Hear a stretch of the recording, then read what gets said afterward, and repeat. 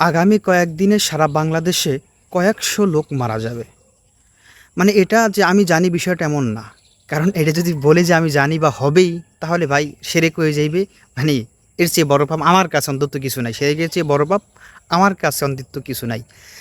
কিন্তু অনুমান করে বলতেছি, যেহেতু বাংলাদেশে জন্ম নিয়েছি, আগামী কয়েকদিনে সারা বাংলাদেশে কয়েকশো লোক মারা যাইতে পারে। অটোমেটিক তো হয়তো ২০-২৫ জন মারাও গেছে। কারণ একটা ট্রাক থেকেই ১৫ জন, জালকাঠি আরও বিভিন্ন জায়গায় মিলাইয়া অটোমেটিক ২০-২২ জন মারা গেছে। যেহেতু বাংলাদেশে জন্ম নিয়েছি, ওটা স্বাভাবিক। এখন দোষ কারে দিবেন? জনগণ দেবে মন্ত্রণালয়ে, মন্ত্রীরা দেবে জনগণেরে, এভাবেই চলবে, এইভাবেই চলতে থাকবে।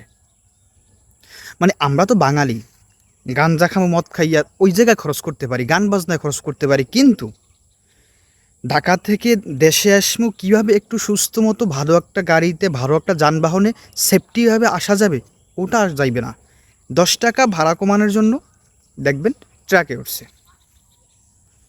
১০ টাকা ভাড়া কমানোর জন্য দেখবেন সে রড ভর্তি ট্রাকের উপরটা, সেই ট্রাক উল্টাইয়া মরে গেছে। ওইদিকে তার পোলা মাইয়ে সংসার সব শেষ। এই আমরা বাঙালি।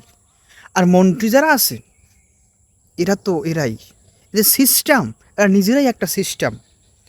এই সিস্টেম প্রয়োগ করলে মানুষ আরও কীভাবে বেশি মারবে, এটাই হবে। মানে উন্নতি আর হবে না। এই হলো মুখ বাঙালির অবস্থা। মানে অনেকে কয় যে বাঙালির সমস্যা, মন্ত্রীর সমস্যা, দেশের সমস্যা। আরে ভাই, সমস্যা তো সবার।